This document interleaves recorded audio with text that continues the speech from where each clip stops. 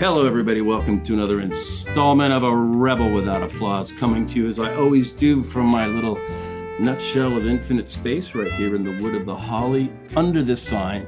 And as part of my lifetime project of getting my PhD in everything, I have a really special guest who comes across the width of our continent, across this digital divide. She is a member of the Gray Lady editorial board, and by that I mean the New York Times. And if she looks familiar, she's currently a contributor at MS Now. And before coming to the Times, she was a City Hall reporter for the Wall Street Journal. Before that, the Daily News. Mara has written extensively and incisively about voting rights, generational change inside the New York political scene, and importantly, public access to pools. She's a graduate of the University of Michigan, Ann Arbor. She's a native New Yorker who lives, as I read here, in a fifth floor walk-up. She rides a subway and swims at Rockaway Beach. It's a hot day in the Big Apple. Welcome, Mara Gay. Thanks. How are you? Thanks so much for having me, Bill. That was, I really appreciate the introduction, just to keep us both honest. So I'm no longer on the editorial board. I left last year. I'm an opinion writer at the New York Times now, but I was on the board for 8 years. And I no longer live in a fifth floor walk-up. And I now have a elevator, which is glorious. So I feel like when you're a New Yorker and you have an elevator and laundry, you've made it. Yes, maybe a doorman too. No doorman, but I'm okay with that too. Okay, so just help me out. I still ride the subway, and I certainly still go to Rockaway Beach. Oh, good. Well, what's the difference between the editorial board and being an opinion writer? I thought maybe they were one and the same. Sure. So this is a question I love because one of my favorite things about the job is getting to go talk to, especially young people, but really anyone in the country about how newspapers work. And I think since people don't read print anymore, it has become a little bit more confusing to folks. But if you were to open up a print paper and you opened up the opinion section, you would see the editorials, which are unsigned, meaning they have no author on one side. And those opinions represent the views of the editorial board, which is a group of journalists, as well as the publisher. And then separate from that, right across the page, you have op-ed, which means opposite editorial board or opposite editorial page. And that's columnists, guest writers, and opinion writers. So even though I'm not on the board, I still am a staff writer in opinion who writes under my byline. So I'm covering many of the same things and themes. I'm just no longer writing unsigned editorials. So I imagine when you're on the editorial board, there's a lot of negotiation going on and, cross-pollination of ideas. And it seems like it's probably much more of a collaborative experience than when you're just out there with your own byline. Yeah, so it can be. It often was. When I joined the board in 2018, I think there were about 15 of us, each with a specialty, or what we would say in the business, a beat. So we had a writer who covered the Supreme Court or the courts. We had a writer who covered Trump and politics, someone who focused on science, someone who focused on business. I was actually brought on board to write about New York State and city politics and to write the endorsements, to lead the coverage from the board on endorsements in New York State, in Albany, in the city. And, I ended up doing that and also writing about other things, sometimes under my byline, sometimes not. But depending on what was going on, if we were making an endorsement for president or for governor, certainly there was often debate, very spirited. Other times, if I wanted to call for, let's say, free swim lessons in New York, there's a lot less debate about that. Or similarly, if a colleague is writing about climate change, we're not really, at odds about those things. Right. So it really depends on the issue. Well, swimming is important. Some of the earliest photographs I've seen in New York are of fire hydrants blasting on urban streets and young children frolicking inside of them. And I think you have reading, writing, and arithmetic and swimming as core skills for survival in our world. Swimming pools were really ground zero for a lot of the struggles in segregation. And I think it still persists in a certain kind of a way, underserved communities. Well, you and we have a love for the ocean. I know that that's something we share. You're a surfer, right? So you like to surf. I'm sure your listeners are well aware of that. I'm not a surfer, but I'm a body surfer. I was a lifeguard in high school, though not at the beach. And any chance I get, I'm out there. I think for me, first of all, so much of what I write about can be very heavy, even though I'm very passionate about it. And so writing about swimming and swimming access, can be fun. But I think more than that, I see it as public service journalism. Drowning is a leading cause of death in the United States, especially among young people and children. And it just doesn't have to be that way. I'm passionate about it because it's an issue with an obvious and easy and relatively affordable fix that really cuts across every community in the United States. And it really is true what you said about segregation and integration. And the history of that is very pernicious. So, one of the reasons that we have so few public swimming pools in the United States is because it's seen as a public good that had to be shared with Black people. And Right. so you had, especially in the South, you had cases where, towns decided to fill in their pool with cement or shut them down rather than allow Black people to swim in them. And so now, a majority of Americans actually can't swim of all backgrounds. And it just doesn't have to be that way with climate change too, and concerns about just health and mental health and social health. It's really not a cure-all, obviously, but it's a great public good I think we should consider right alongside libraries, wearing seatbelts in cars, and air conditioning, Mhm. simple things that can make a huge difference in society. So just to leave you on this last point, we actually only have fewer than 300,000 public pools in America. Most of those are actually not really public. They're kind of like condo pools or hotel pools, and 10 million private pools.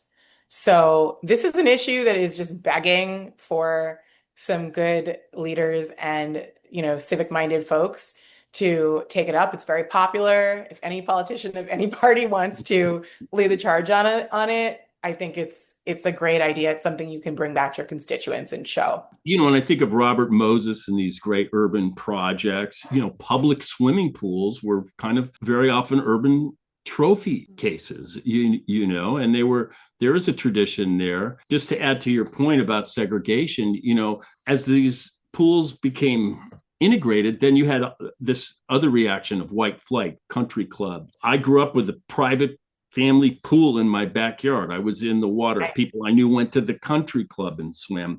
The idea of going to a public pool was very foreign when as a kid. Now I swim, I train Yeah. in Olympic Yeah. sized pools all the Yeah. time. I was reading, going through stuff, your op-eds, and I came upon this one sentence that was beautiful. And I just want to start with that. You said, "My parents' decision to love one another is the greatest act of political courage I have ever known." That just hit me.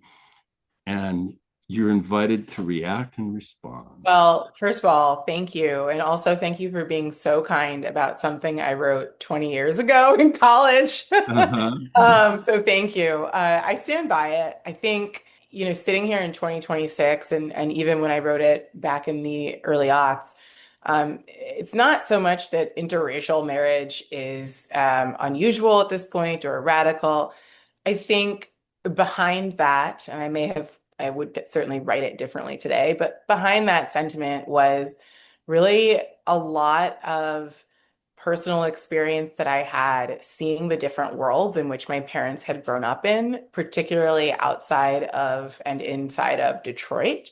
My parents are from Detroit. They were both born there in the city. My mom's family is white, and they left the city for the suburbs, as you mentioned, white flight. They were part of that trend. They moved to a suburb called Rochester, Michigan, in Oakland County. And my father's family stayed in Detroit, actually ended up moving to South Carolina for a time. But anyway, they stayed in the city.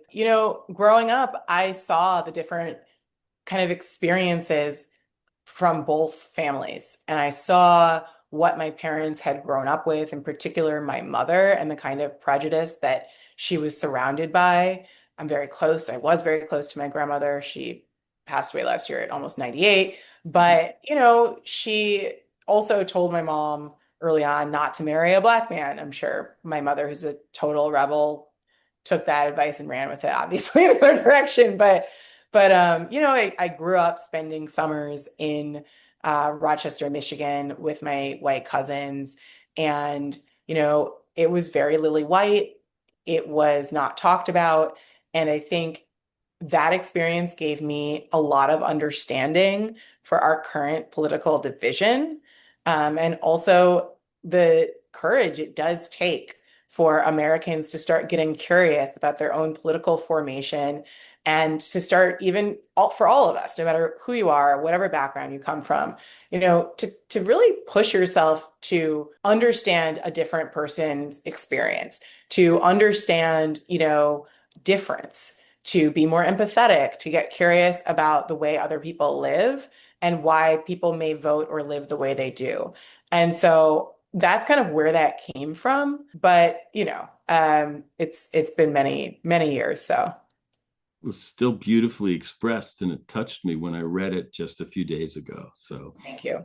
I think we all have to exercise those empathy muscles that we have. They can atrophy just like all the other muscles. I play jazz. I'm a jazz clarinetist. And my Thursday nights are down in South Central at Leimert Park, and I'm the white guy at the Jazz Jam. I've been That's there fun. for 10 or 15 years. And my message to my white friends who I live around here in Hollywood, and I live in a relatively multicultural place too, is go integrate yourself, because you know what? Your life gets way better. It's just so much of a richer and more beautiful life. That's my message. Jazz is sort of offers that. It's a cross-cultural collaboration. The music itself gives birth to that. So you're genetically that incarnate. So you've had an interesting kind of experience. I think about this a lot because I'm such a New York City booster, so my apologies. But one of the things I love about New York is the pluralism. Mm-hmm.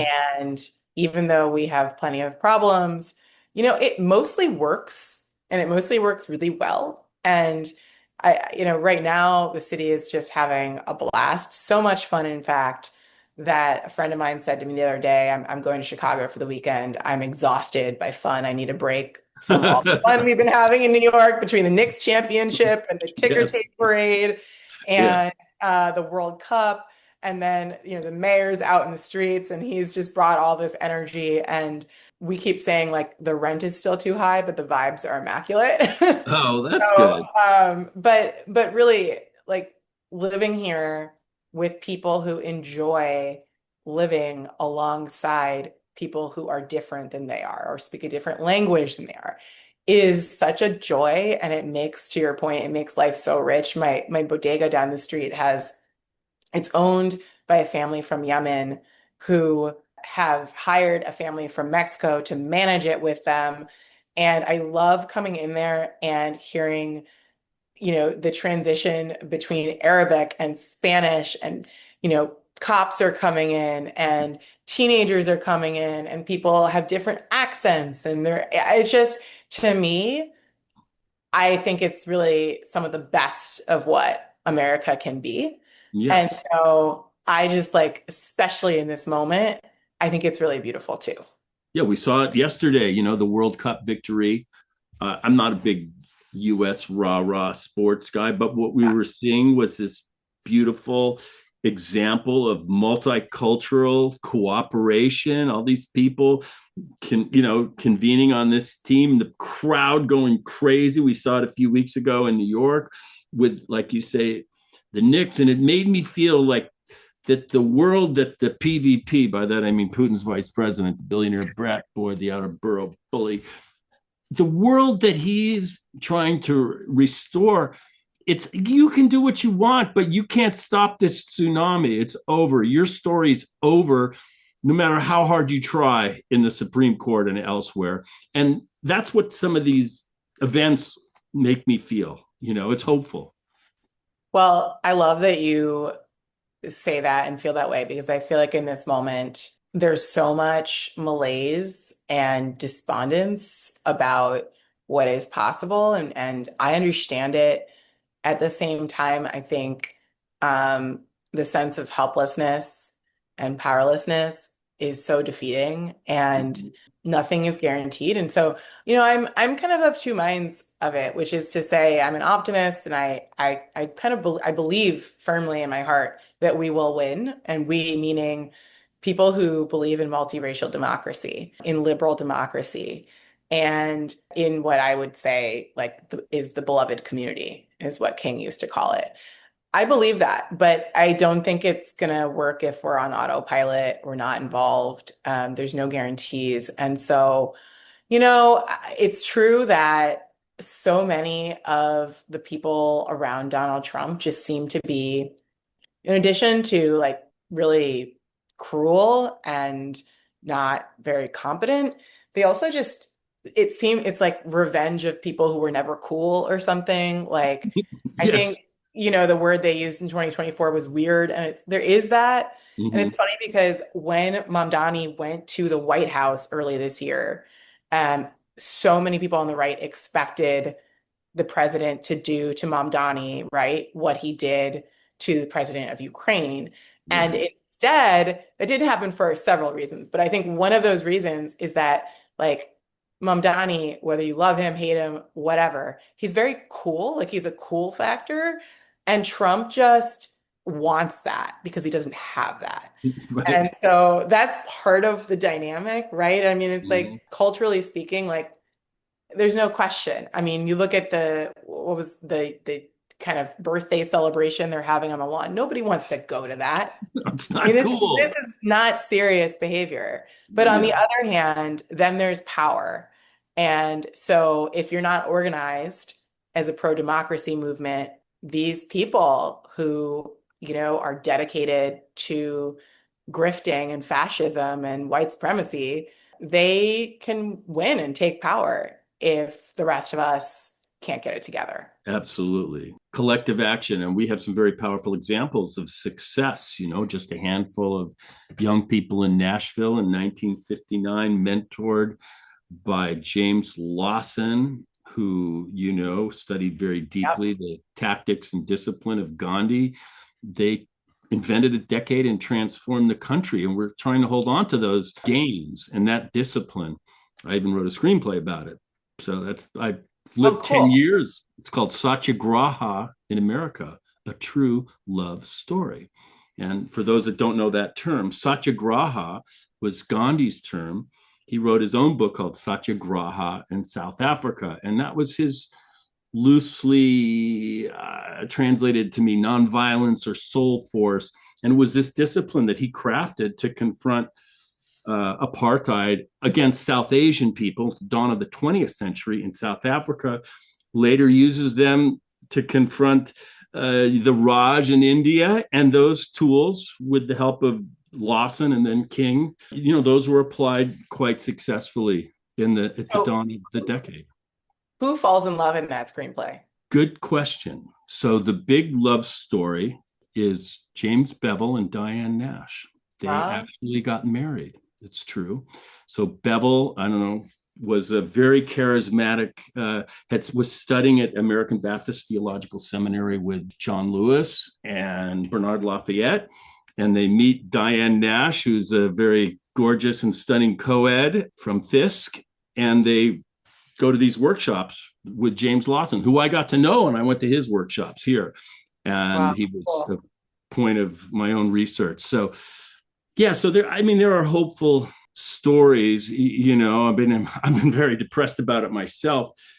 And the one thing I wanted to get, as we approach this 250 centennial to celebrate these founding fathers, I feel, and I definitely want your input on this, that we're not paying attention to the second founding as much as we should. By that, I mean folks like Frederick Douglass and John Bingham and Charles Sumner and Thaddeus Stevens and Abraham Lincoln, to name a few, who really, after the Civil War, created Yeah. this architecture in our Constitution, 13, 14, and 15, 14th, this massive crown jewel, all of which, in my view, and we saw it this week, the Supreme Court is under a very harsh assault, as if to reverse the gains of this terrible, violent conflagration that cost the lives of 700,000 Americans, the blood that was spilled, as if, no, we're just going to flip the switch back and go Yeah. pre. And your colleague Jamel wrote a beautiful piece about it. So these Yeah. things, this weighs on me like super heavy, the weight of history in the current moment. I'm sure Yeah. you're deeply invested in these thoughts as well. Well, I love the way you frame that. First of all, I'm sorry to backtrack, but I just have to ask, what was James Lawson like? You know, he was mysterious to me. I don't, he didn't, he was, it was in a few times in my life, I have to say, where I felt I was in the presence of a great man. Like you felt it. You felt the journey that he had. I was at his memorial service. I spent about 2 years in his workshop where he talked about these things. I have some nice video of him talking. He had a big family. He loved sports. He was a real person. He had tremendous vitality well into his 90s. He would stand up for 3 hours and just stand and deliver. So I just felt Wow. like I was in the presence of a great man. You know, he was Wow. very instrumental in giving Dr. King the kind of intellectual support over this Gandhian idea. And, you know, his own journey is incredible. It starts in Ohio and he goes to India. He ends up in Nashville at this incredibly Right. opportunistic moment and is the mentor. He himself ends up going to Parchman Prison the following year with the Freedom Riders. He's on the first bus with Lewis, Lafayette, and Bevel. Later, a few days later, weeks later, Stokely Carmichael. All this is in my screenplay. So he, to me, he was a little opaque. I didn't feel like I got to know him that well, personally, but the aura and the presence and his powers of articulation. And he defied certain kind of stereotypes that we have of like the charismatic Black stem winding preacher who's, alliterating his way. And, no, you felt like you were in the presence of a physicist or a scientist. And that was different, than some of these prevailing, the Martin Luther King kind of template. He was different. He was very much about process, discipline. He would say that nonviolence requires no less discipline and training than a military maneuver. And the steps were very clear.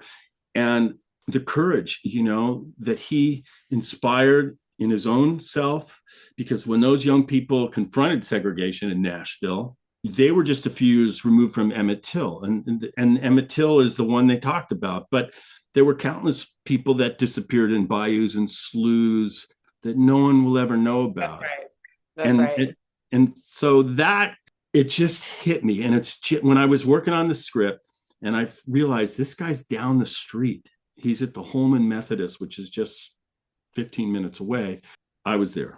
That's really special because we're losing that generation of civil rights leaders. One of the things that I have been thinking about is the more history I read, and I've always been a history buff, clearly you are too, it's not just that you get a sense of the scope and the extent to which the lost cause mythology kind of won the piece, because that's very real. And the narrative, kind of the tracing of that all the way to, Fox News and the kind of media infrastructure, excuse me, on the right. Like there is that, the whitewashing and sanitizing of our history and the watering down of it.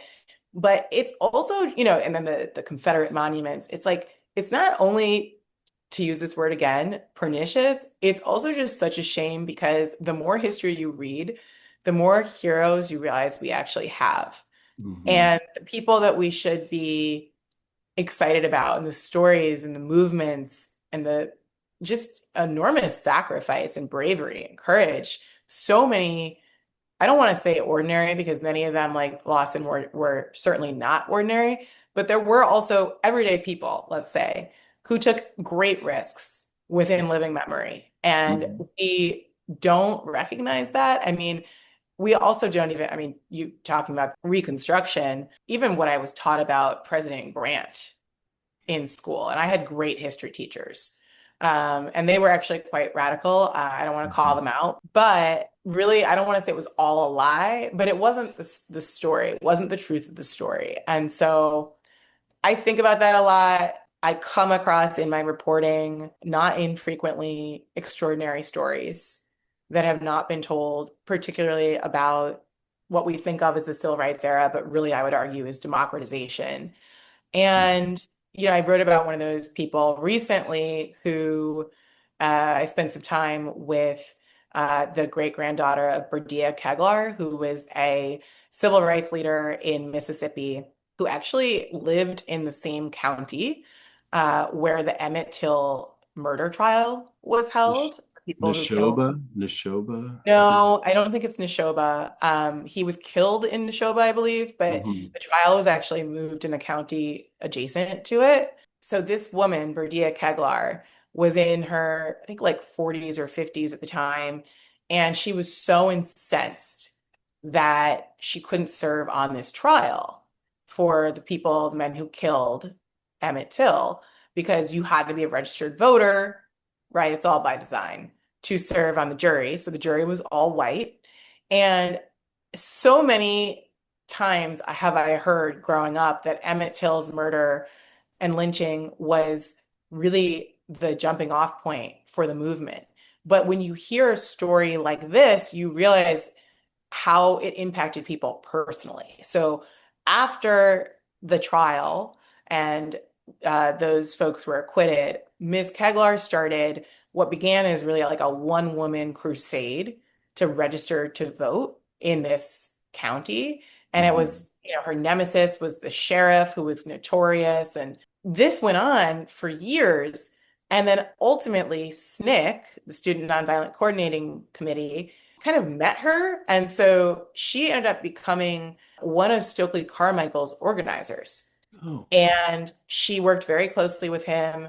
She also, and this is very important, happened to be the director of the local funeral home. Funeral homes played a really important role in the movement, right? And so she used to take the hearse to Jackson, Mississippi, a couple hours away, pick up the student organizers from SNCC at the bus station who came from out west and up north, black and white. And then she would smuggle them back into her county where they would then register Black voters and organize people there. This is So 64 then, probably this is the summer, this is Freedom Summer, 64. right? Freedom Summer. And her great granddaughter and her granddaughter were living with her at the time. So the woman I interviewed, Martise Chisholm, remembers I read these. that. Right. That she remembers the students coming. It's a story that's really stayed with me.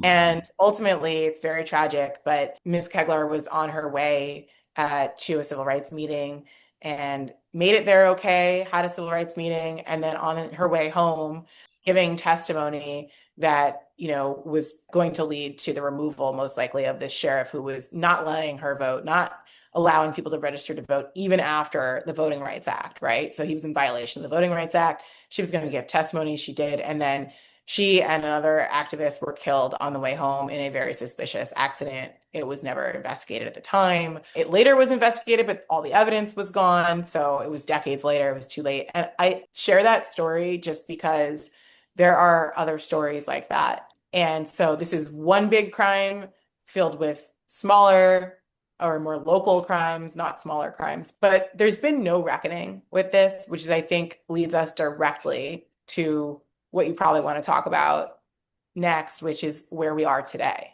Yeah, I wanted to mention a couple things because you talk about this revisionist school of history and Ulysses S. Grant, who I believe they should maybe create a little space for him on Rushmore. He's been Yeah. unfairly castigated, and I feel like that's part of this sort of revisionist Dutton school whitewashing of Reconstruction, and I think Grant deserves credit. As a matter of fact, I have a mental note to try and reach out to Chernow, who wrote the big Grant Wonderful biography. biography of Grant. So maybe I can have a small part in rehabilitating him. And then I would also want to just make one comment about W.E.B. Du Bois, who really is the clairvoyant voice. And I tell people, read Reconstruction in America. There it is. It's all there. And he wrote this, I think, in the 20s. I don't even know now, but it tells the story in an accurate way.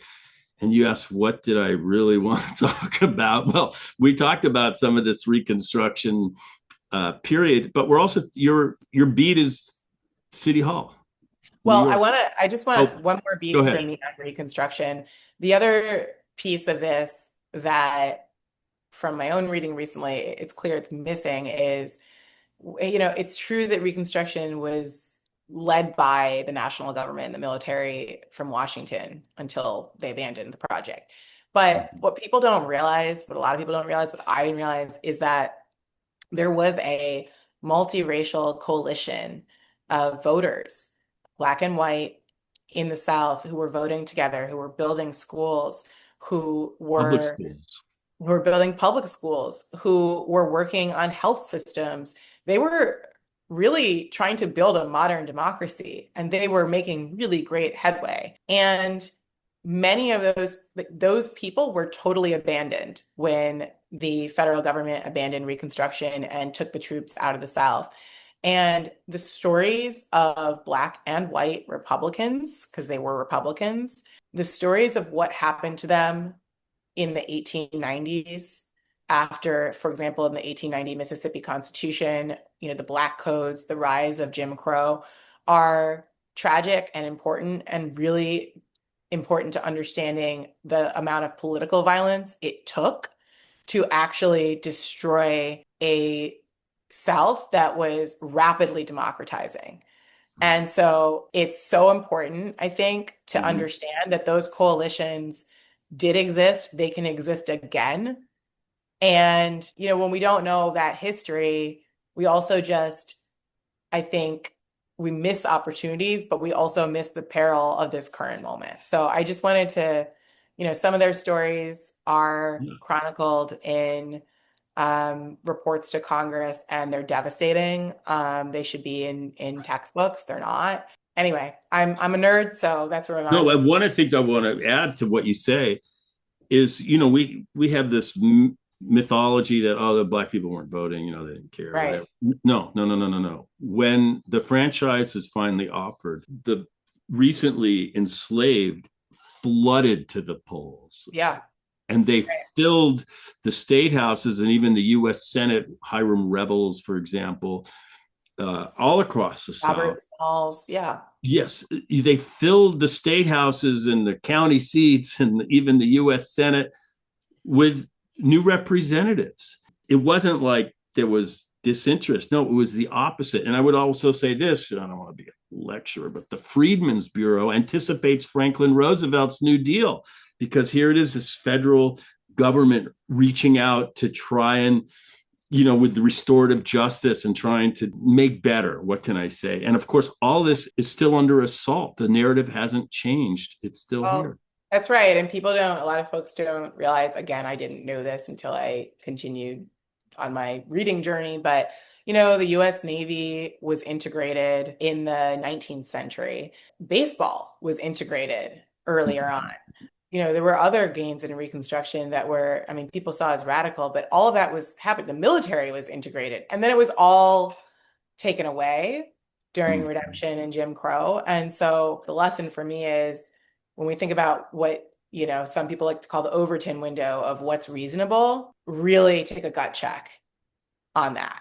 Because, like, what's seen as radical? Who gets to decide what the standard is, or how to tell this story? And there's a great contest right now going on in America about that. There's a reason why the Republicans are attacking education. Right. I mean, when I went to college, there was a lot of unrest about the Vietnam War. And I think there was an attack on the middle class privilege, because kids like me had the time to protest. So we're going to knock that out. We're going to make this, put those kids to work. Forget about it. There was a certain kind of space that the economy offered where you could actually risk some form of revolt. And I feel like that's been, a Republican project Interesting. Yeah. as well. And now you're covering Mamdani and City Hall. When you talk about mayors, you talk about results, Yeah, from that's right. potholes to pools to whatever it is.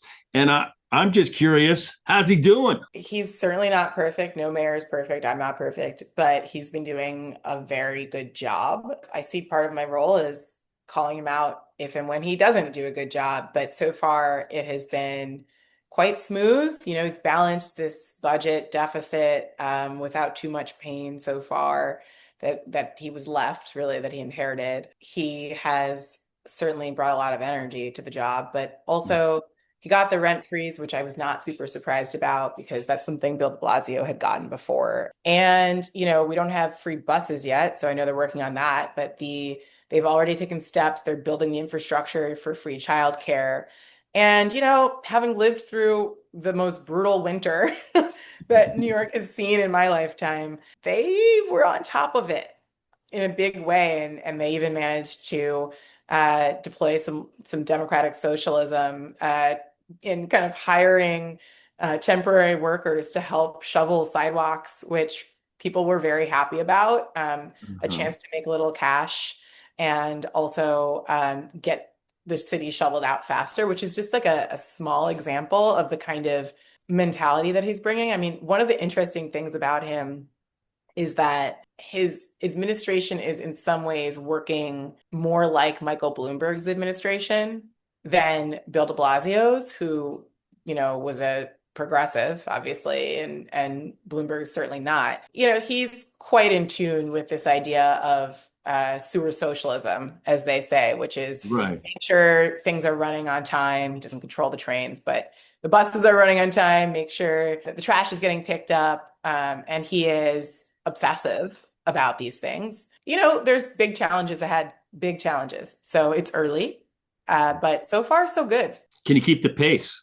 That's a question I have asked in print before. I don't think many people in that administration sleep a lot. They work constantly, even to the extent, I mean, he's also just everywhere. I mean, one of the funny things being out with him is the number of New Yorkers who say, "Hey, I saw you last week," just people on the street.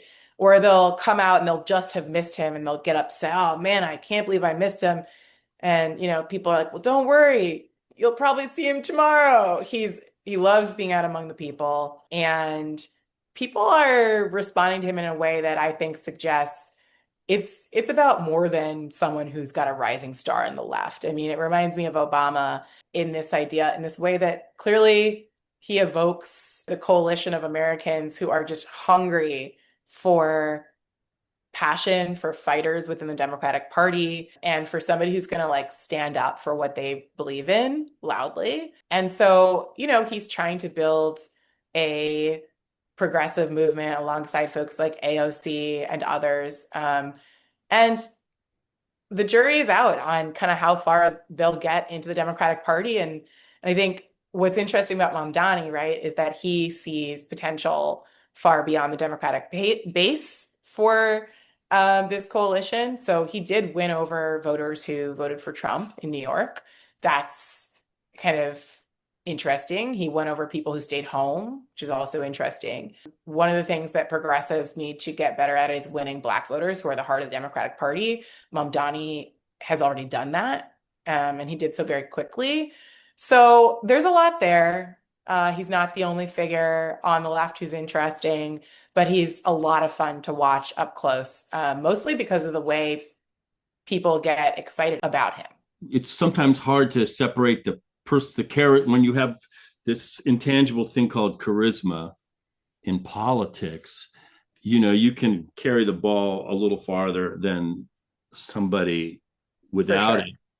And I am not a defender of the PVP, Putin's vice president, but he seems to have a certain kind of, I hate to use the word charisma, with his base that has allowed him to carry this toxic sort of vision way farther than a more placid Bush-like Republican would ever imagine. I'm curious on the other side with Mamdani, how much of this is, well, these are policies we need. We need to focus more on the collective than the private. That's really the big balance in America. What's communism, socialism, how much is in the public sector and how much is gated off and privatized. So I'm just curious, how much is this the force of his personality or Yeah. really policy needs? Yeah. I mean, we got some answers recently in terms of the Democratic Socialists and leftist insurgents who won not only in New York's congressional primaries a couple of weeks ago, but also now in Colorado. You have leftist candidates who are right now surging. We'll see if they win. You Mm-hmm. have others who are running for office, like Cori Bush. You have Abdul El Sayed, who, full disclosure, I went to college with. We're not close or anything, but we were at Michigan together. He's one of the leading Michigan Senate candidates. And of course, there's the whole squad, right, which AOC uh, Right. started. And so there's something that, yeah, she's from New York, but there are others in the squad who aren't, right? There's Mm-hmm. something beyond just these personalities, I think. And I think part of the reason is even though these are like individual candidates who sound very radical, some of them are, and I think for some of them it would be impossible for some to win in a more conservative electorate. The actual policies that they are championing are quite popular. And Mm-hmm. the difference is, one of the differences is the people that we're talking about who happen to be on the left, although I don't think it has to be, this phenomenon has to be the purview of the left, it just is right now. They tend to have a lot more talent politically than some of the Democratic establishment figures who, for Mm-hmm. years, were elected without facing competitive primaries. So, folks like Senator Chuck Schumer and Minority Leader Hakeem Jeffries served a very important role in the party at one time, right? And they now still have very important jobs. Some voters don't like that, but ultimately, it's a I think something different is required in this moment, which is what we're seeing, I think voters express. And so, AOC, Mamdani, I would include in this too, like Justin Pearson, who is a congressional candidate who I followed in Memphis, who really had a great inroads Yeah. to getting elected until the Republican legislature, thanks to the Supreme Court gutting the Voting Rights Act, split the Memphis congressional seat into three parts. He's campaigning anyway. He's extremely charismatic, very smart. You know, yeah, charisma helps, talent helps, but the policies, we're talking about healthcare, right? Which could or could not be Medicare for all. We're talking about ending military aid abroad to Israel, but also other places. That is increasingly popular with Democrats. We're talking about raising taxes on the wealthy. Very popular, not only with Democrats, but with the broader American public. So increasingly, it seems like it's the establishment that is like out of touch, actually. Some of these policies are, whether they're radical or not, they're popular. And Mm-hmm. so we have to reckon with that. I mean, there's also just a broader sense too. When you talk to Republican voters, you hear the same thing, which was the appeal of Trump, even though he wasn't serious about this, but which is they think that both political parties are corrupt and are totally co-opted by corporate interests. And, to some extent, that's become true. And so when you have kind of outsider figures, whether it be Trump or Mamdani, who at least appear to operate outside of that, there's appeal for that for Mm-hmm. Americans who are not seeing their lives get better, who are seeing wealthier get wealthier, the wealthy get wealthier, excuse me, while they can't even put food on the table or they're working three jobs. Right. So, yeah. Right. There's this sort of existential question is the reason that so many have so little, is that because so few have so much? Well, I think I would put it a different way, which is Americans were kind of okay for the most part with the wealthy having a bigger slice of the pie. The problem became when the argument was, okay, well, we just need to grow the pie, but they keep taking all of the pie. Right. So now middle class Americans, working Americans, they don't have enough of the pie to eat. So it's not just that there's a gap, it's that people can't afford housing, people can't afford food, their children are living lives that are harder than they lived. I mean, this is, I believe, is coming to a point where, I don't think our structures are going to be able to withstand these levels of inequality. And so it's like inaction is probably the biggest threat that we face on that.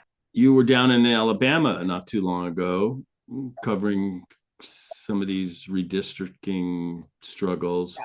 Back in the Mississippi period, Freedom Summer, poll taxes, and all these obstacles to voting were just basically trying to obstruct the franchise.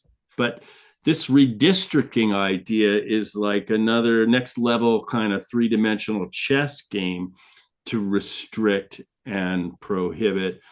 And I'm just curious, how Yeah. much of that do you think runs headlong into, we would say, the 15th Amendment and the the Mm. congressional act to enforce it, which was the Voting Rights Act in 65? I'm just curious where those meet in your mind.